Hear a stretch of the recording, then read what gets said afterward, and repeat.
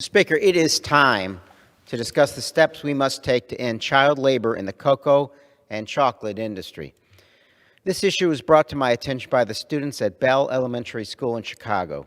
Through the guidance of their teacher, Mr. Barish, these students learned the disturbing relationship between child labor and chocolate production. During my visit with their class, they shared with me their concern for children who are forced into child labor in this industry. Some of these children are sold to traffickers or farm owners, or abducted, only to be taken to cocoa farms for work. Some do not see their families again for years. Some never again. Most children in the industry begin their days before the sun rises and end it long after the sun sets. They're forced to wield dangerous machetes while climbing up and down trees to cut down bean pods. Then they must carry the pods in sacks weighing more than 100 pounds through the forest. If the children don't work fast enough, the farm owners beat them. When they're finally able to rest, they must sleep on wooden planks in small windowless buildings with little or no access to clean water. Many of these children will never attend school or receive an education. The passionate elementary schools who told me about this made the compelling case that we must eradicate child labor from this industry and make sure these children are no longer forced into dangerous, unlawful working conditions. How can we justify all this for the sake of chocolate?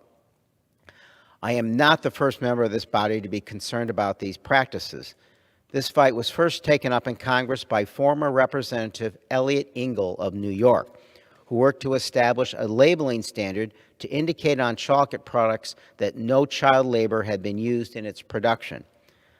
While this effort did not succeed, he was joined by former Senator Tom Harkin to establish what we call the Harkin-Engel Protocol.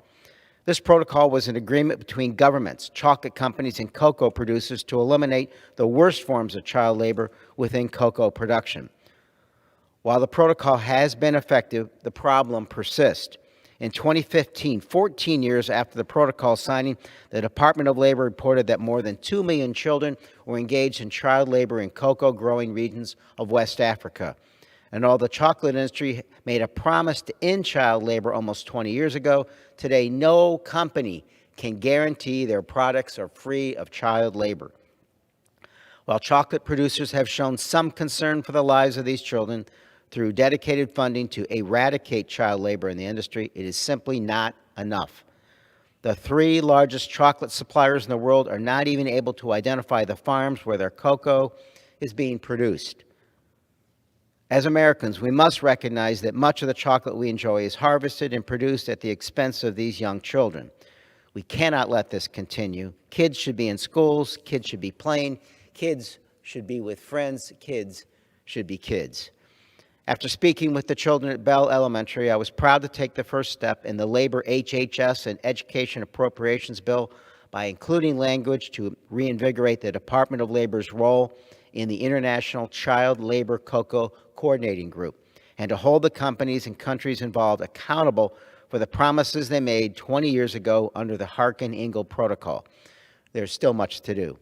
I look forward to working with my colleagues in Congress and Secretary Walsh to bring an end to child labor in the cocoa industry.